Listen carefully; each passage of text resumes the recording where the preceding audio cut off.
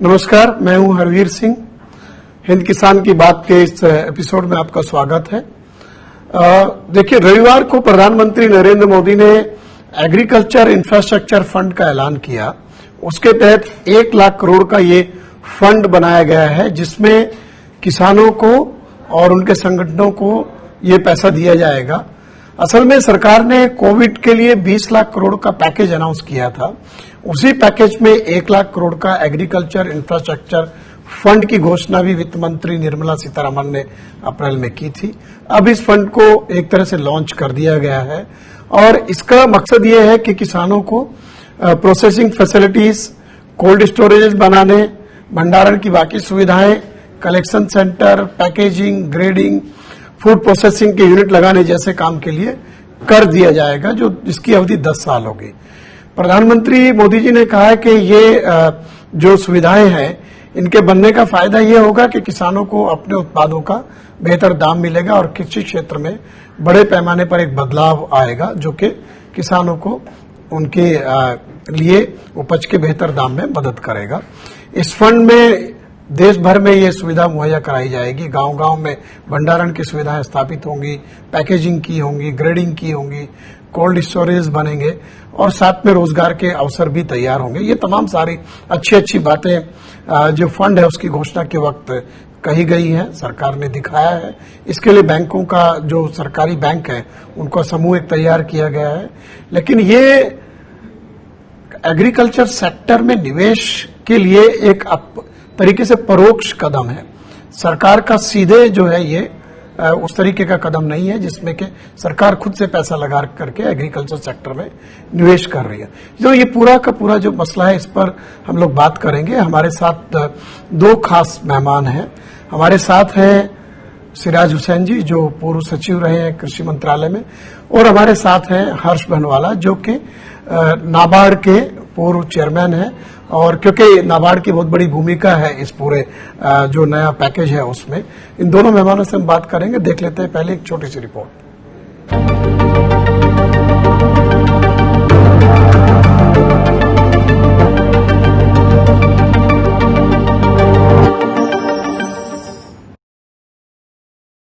कृषि से जुड़ी सुविधाएं तैयार करने के लिए 1 लाख करोड़ रुपए का विशेष फंड लॉन्च किया गया है।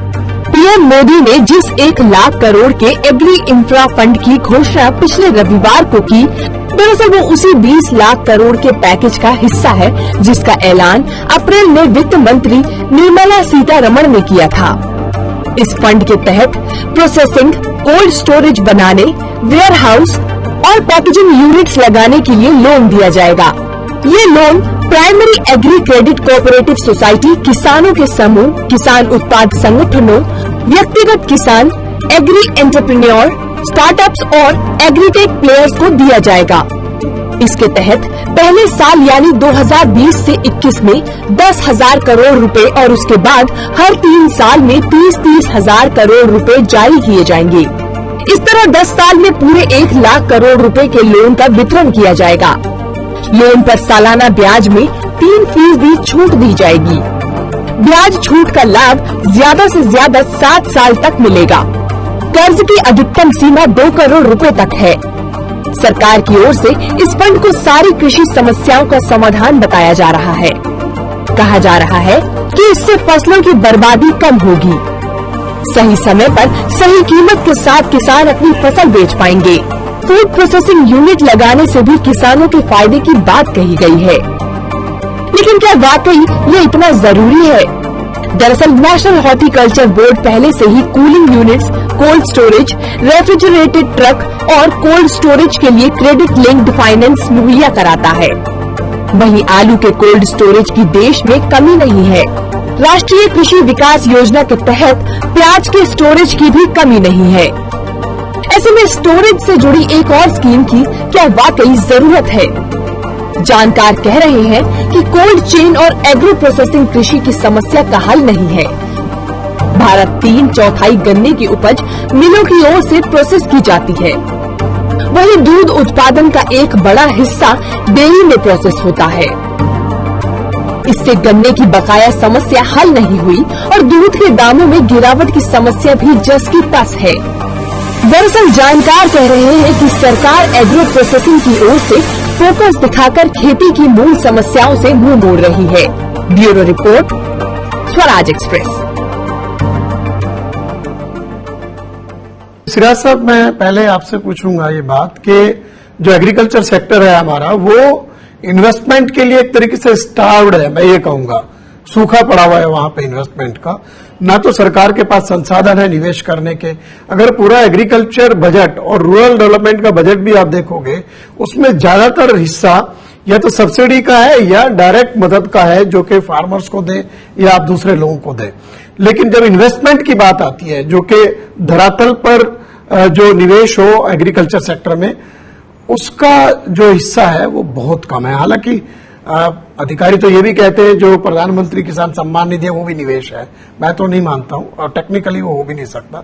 तो ये जो फंड है एक तरीके से, जो 1 लाख करोड़ का एक एग्रीकल्चर इंफ्रास्ट्रक्चर फंड घोषित किया गया है, जो 4 साल में ये पैसा उसमें इन्फ्यूज होगा एग्रीकल्चर सेक्टर में, इसको आप क्या वाकई रिवोल्यूशनरी कदम की तरह देखते हैं? जैसे कि हमारे बहुत सारे मीडिया के साथी कह भी रहे, बड़ा क्रांतिकारी कदम है, क्या मानना है आपका? ये एक बहुत अच्छा कदम है, क्योंकि सरकार ने पहली बार बैंकों को प्रोत्साहित किया है कि आप अगले 4 साल में 1 lakh crore post harvest infrastructure के लिए कर्जा दीजिए।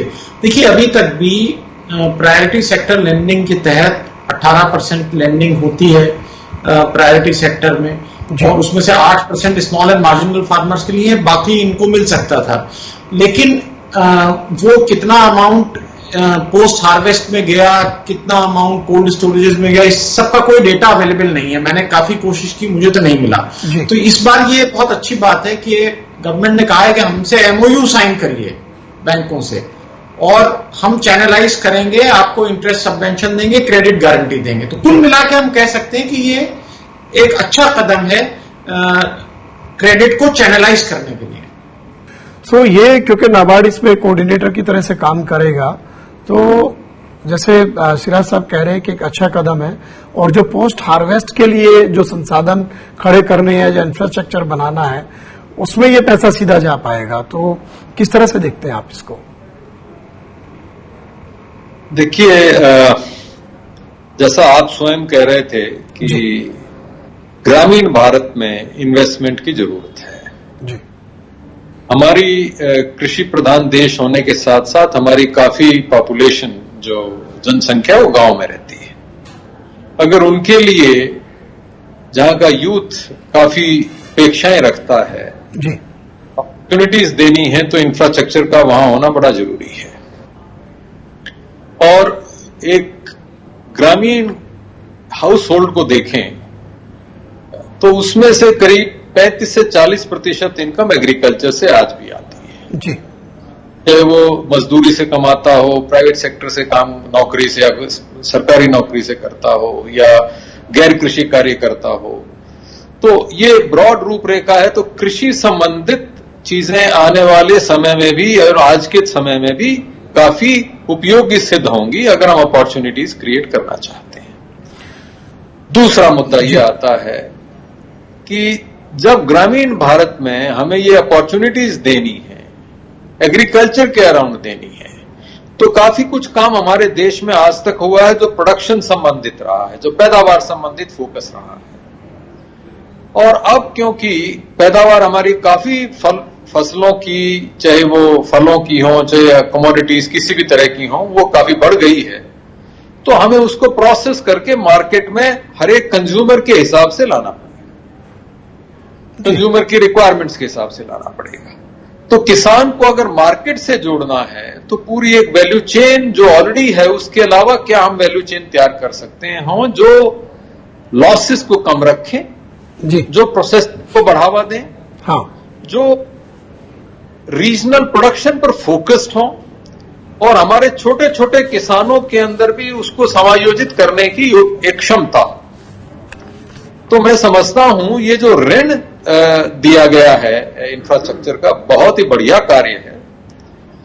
लेकिन इसके साथ साथ जी छोटे किसानों को इससे लाभान्वित करने के लिए हमें सिर्फ पैसे की जरूरत नहीं है, उसके अंदर सोशल इंटरवेंशन की जरूरत है, उसके अंदर एक मार्केट को सर्व करने की क्षमता पैदा करने की जरूरत है, उसके अलावा कई और चीजें हैं और उसके हिसाब से हमारे एग्रीकल्चर डिपार्टमेंट्स को बदलने की भी जरूरत है। हम इन विषयों पर बात करेंगे, लेकिन फिलहाल आपने शुरू में मुझसे पूछा, ये एक बड़ा ही स्वागत योग्य कदम है और इस चीज की मैं समझता हूं। देखिए, सिराज हुसैन साहब ने भी बोला जी, इंफ्रास्ट्रक्चर का जो अभी 2016 में डेफिनेशन रिजर्व बैंक ने प्रायोरिटी सेक्टर लैंडिंग की बदली थी और आप देखें तो ये कुछ फंड्स बनाए गए थे जो प्रायोरिटी सेक्टर का जो पैसा नहीं जा पाता है, लैंडिंग जिस अनुपात में होनी चाहिए नहीं हो पाती है, वो फंड्स बना करके अलग अलग बैंकों को, नाबार्ड को भी मिलता है,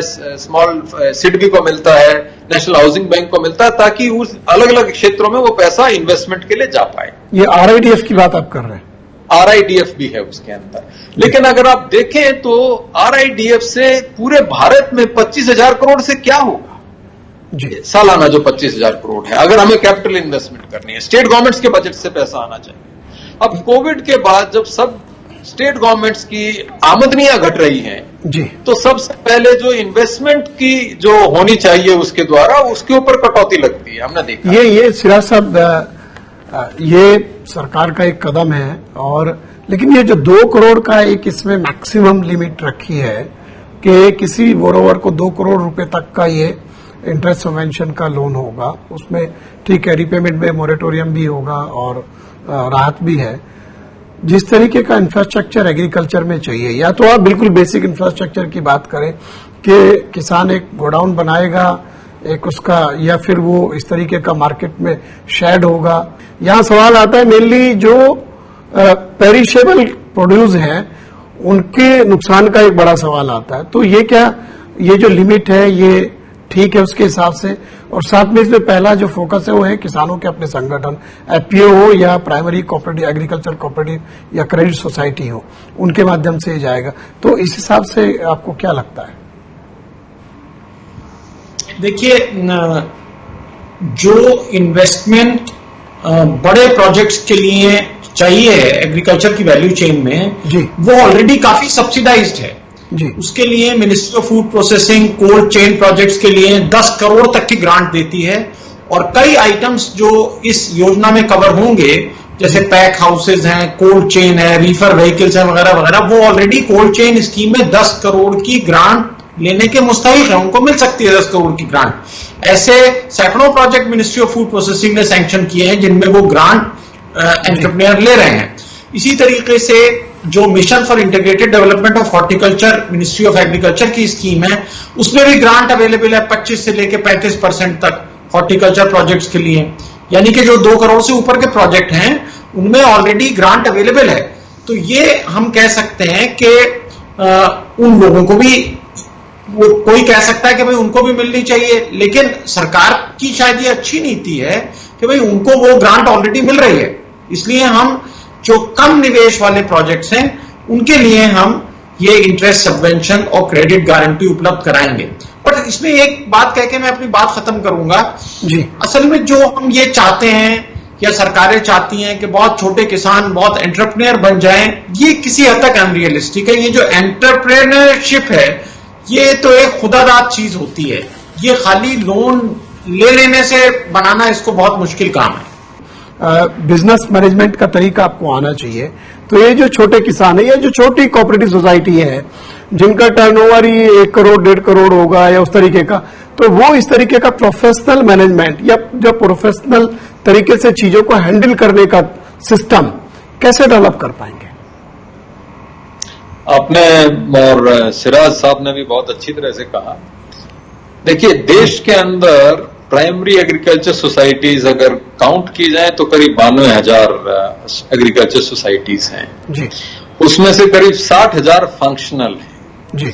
और अगर आप मल्टीपर्पज सोसाइटीज देखेंगे तो उनकी संख्या 10,000 से कम मिलेगी जो मल्टीपर्पज के तौर पे आज की तारीख में काम कर रहे हैं। पीडीएस में इसमें नहीं इंक्लूड कर रहा हूं क्योंकि कई स्टेट्स के अंदर टैक्स के द्वारा पीडीएस का काम होता है। कुछ राज्यों के अंदर ये मल्टीपर्पज सोसाइटीज काफी विकसित हैं, जैसे केरला एक देश है, कर्नाटका के कुछ राज्यों के अंदर, कर्नाटका के कुछ डिस्ट्रिक्ट्स के अंदर, तमिलनाडु में है, गुजरात में है, महाराष्ट्र में है, कुछ सोसाइटीज हैं। लेकिन वो सारी की सारी एग्रीकल्चर संबंधित कार्य नहीं कर रही हैं। पहले जी। दूसरी बात हमें ये रखना चाहिए कि इन सोसाइटीज में जहां जहां अच्छी मैनेजमेंट है वहां कार्य हो रहा है। कुछ स्टेट्स के अंदर इन सारी सोसाइटीज की मैनेजमेंट एक कैडर ऑफिशियल करता है जी, जो बहुत हाईली एजुकेटेड नहीं है और डेटाबेस मेंटेन करने की क्षमता प्राइमरी एग्रीकल्चर सोसाइटीज में बहुत कम स्टेट्स के अंदर है, डिजिटल डेटा स्टोरेज, क्योंकि उसी के आधार पर एनालिसिस करके वो काफी कार्य आगे अपना विकसित कर सकता है। तो आपने बिल्कुल सही कहा, हमें इस चीज पे फोकस करना पड़ेगा। दूसरा मुद्दा यह उठता है कि पैक्स एक मुद्दा हो गया। दूसरा मुद्दा यह आता है कि जो हमारी फार्मर्स प्रोड्यूसर्स ऑर्गेनाइजेशंस बन रही हैं, 10,000 का माननीय फाइनेंस मिनिस्टर ने लक्ष्य दिया है बनाने के लिए एफपीओस का, उसके अंदर छोटे और सीमांत किसान वगैरह जुड़ जाते हैं, लेकिन उसमें भी 5 से 7 साल तक उसको हैंड होल्ड करना पड़ता है। हाँ। अलग अलग तरह के रिसोर्स पर्सन्स के द्वारा। तो मैं समझता हूं एक रिसोर्स पर्सन्स की सपोर्ट हमेशा इन संस्थाओं को गाइडेंस के तौर पे हमेशा चाहिएगी। अब जब मार्केट में आप जाने लगते हैं हरवीर जी, आप मानेंगे जी कि सिर्फ पैदावार ही काफी नहीं है। पैदावार की क्वालिटी क्या है, मैं किस मार्केट को सर्व कर रहा हूं, मार्केट का अलग अलग सेगमेंटेशन करना और उसके साथ कॉन्ट्रैक्ट पे आधारित अपना व्यवसाय आगे बढ़ाना, तो लीगल नॉलेज होना कॉन्ट्रैक्ट की, जीएसटी की, सर्विस टैक्स की, कंप्लायंस जो कंपनी लॉ है उससे संबंधित जुड़ी हुई चीजें। तो इसमें छोटी छोटी पहल नाबार्ड ने उनके एफपीओस के जो अपने सीईओज हैं, छोटे लेवल पे हम सीईओज बोलते हैं, 20-25 हजार रुपए तनख्वाह पाते हैं पर मंथली, वो गांव से ही आते हैं लोग बाग ज्यादातर, क्योंकि शहर का आदमी 20,000 में कोई गांव में नौकरी करने नहीं जाता है इतना दूर अंदर। सिराज साहब, ये एक जो अभी हर्ष जी कह रहे थे कि जो कैपेसिटी बिल्डिंग एक्सरसाइज है, ये जो एक हैंड होल्डिंग नाबार्ड करता है और अभी एनसीडीसी भी कुछ काम करता है उस तरीके का, लेकिन जिस तरीके का स्किल सेट चाहिए, क्योंकि आपको एक बहुत ही कड़ी स्पर्धा वाले मार्केट में उतरना है। वो तो जहां तक बेसिक चीजें वो तो किसान उगा ही रहा है और मंडी में ला करके बेच ही दे रहा है, ठीक है, आपको एक स्टोरेज फैसिलिटी अपने घर के पास बना लेगा। और जिस तरीके का इसमें टारगेटेड किए गई चीजें कि 2 करोड़ तक का मैक्सिमम है, तो इसका मतलब जो 1 लाख करोड़ में आप 50,000 से ज्यादा तो एंटिटी या इंडिविजुअल को मिलेगा ही है। ये कहीं ऐसा तो नहीं कि लोन मेला की तरह से हो जाएगी और लोग लोन ले लेंगे और फिर जो नतीजे इसमें अपेक्षित है वो नतीजे ना मिले, जब तक कि एक कोई ऐसा पिरामिड ना हो जो कि आपको नेशनल मार्केट से इंटीग्रेट करता हो और प्रोफेशनल मैनेजमेंट उसको रन ना करे, और जिस तरीके का इंफ्रास्ट्रक्चर चाहिए। क्योंकि मैंने पिछले दिनों कई सारे एफपीओस के बैलेंस शीट और वो देखा हमने, नव किसान नाबार्ड में भी एक अलग से डिवीजन है जो एफपीओस को हैंडल करता है, और एसएफएसी में भी उनका टर्नओवर बहुत छोटा है और उनका जो काम करने का तरीका अभी वो उतना ज्यादा प्रोफेशनल नहीं है। तो कैसे हो पाएगा? देखिए, हमने देखा गुज़िश्ता कुछ सालों में बैंकों के नॉन परफॉर्मिंग एसेट्स में बहुत बढ़ोतरी हुई है जी। तो मुझे नहीं लगता कि बैंक्स अब किसी के प्रेशर में आके लोनिंग करेंगे। बहुत मुझे लगता है कि वो रेजिस्ट करेंगे, प्रेशर में आके लोनिंग नहीं करेंगे।